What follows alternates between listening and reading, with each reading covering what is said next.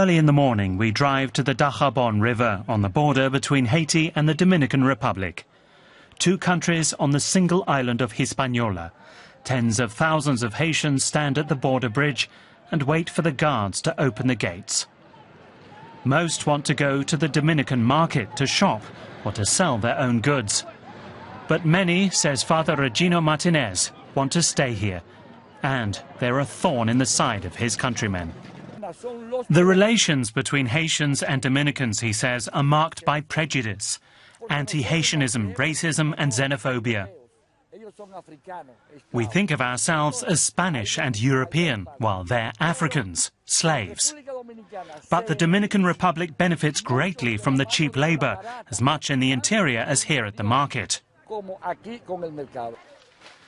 For decades, the Dominican government invited Haitians into the country to do the construction and agricultural labor that no Dominicans wanted to do.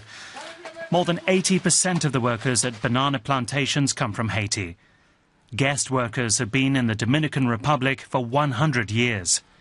But there's always been conflict between the two nationalities. René Crisnel has been in the Dominican Republic for 6 years with his wife, 2 children and his sister. He's worked in construction and the sugarcane fields. His meager income pays the rent on his wooden shack and for food. René never leaves the farm except to go shopping. It's too dangerous, he says. They've all been robbed, harassed or beaten. And he can't go to the police. We're living here illegally. We could try to register, but my employer won't confirm that I work here. That's why they wouldn't give me any papers. We could be found out at any point. We're constantly living in fear. Far from the banana fields in the capital, Santo Domingo, politicians are delighted at the arrival of some foreigners. More than 4 million come every year as tourists, and the money they spend is vital to the economy. But politicians don't feel the same way about Haitian immigrants. They even changed the constitution in 2010 to deny citizenship to the children of undocumented immigrants. What I want you to understand is that a situation has been building up for years, says government spokesman Roberto Rodriguez. And we, the Dominicans, have decided to create order. That's it. We're in a situation of perfect coexistence. That order proved catastrophic for Juliana Dequispierre. She's the daughter of a guest worker. She was illiterate and is now learning how to read so she can become a teacher. Juliana was born here in the Dominican Republic, and that made her a citizen, just like her daughter Nairobi. But when she went to renew her passport, the authorities confiscated all her papers. I have to stay much longer, she says, so I can study and do everything to become a teacher. Now, at 24 years old, Juliana is stateless. Without papers, she can neither work nor travel. She can't even prove she's Nairobi's mother. Juliana takes us to her Beiti. That's the word for the settlements outside the cities where many Haitian immigrants and their descendants live. That much she can stand. But now Juliana says they're robbing her of her identity.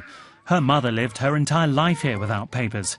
But Juliana's children, born on Dominican soil, got birth certificates and citizenship. They say I'm not Dominican because my parents are foreigners who came here illegally. But I don't know anything else.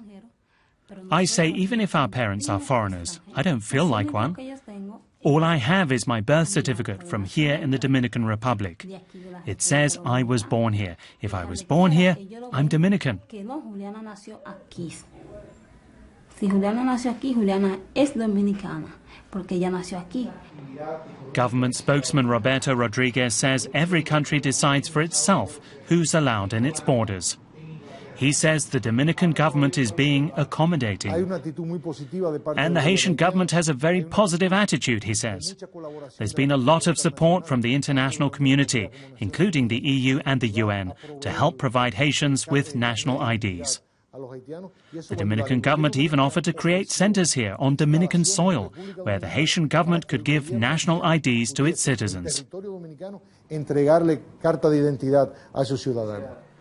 Juliana was just one of many who lost Dominican citizenship after a court ruling last year that was based on the new constitution. She's since become the subject of a lawsuit against the government, saying the ruling breaks international law. Juliana is a legal limbo. She's truly stateless because she's not receiving the protection of the country in which she was born, nor protection from any other country.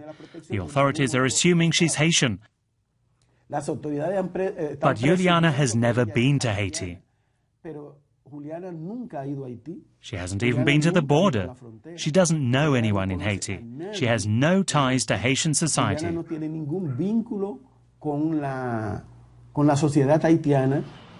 Authorities have counted about 230,000 people who are affected by the revised constitution. Many are organizing themselves, taking care not to show anyone their papers out of fear that they could be deported. There are really serious problems. There are young people who can't go to university. There are young people who can't get an ID so they can get a loan from a bank. They can't get social insurance. They can't get a passport. The old constitution didn't require me to be legalized because I was already Dominican. Now I can't be legalized. But I was born a legal Dominican. This group calls itself reconocido, or recognized. All are Dominicans whose parents or grandparents were immigrants. Many have already had their papers taken away. Felipe Fortinez still has his ID card. He's a lawyer, and his walls are covered with a number of certificates and degrees. He's afraid to leave the country. If he loses his passport at the border, he also loses his right to work. He has 3 children to feed. Now he's trying to prepare for the worst.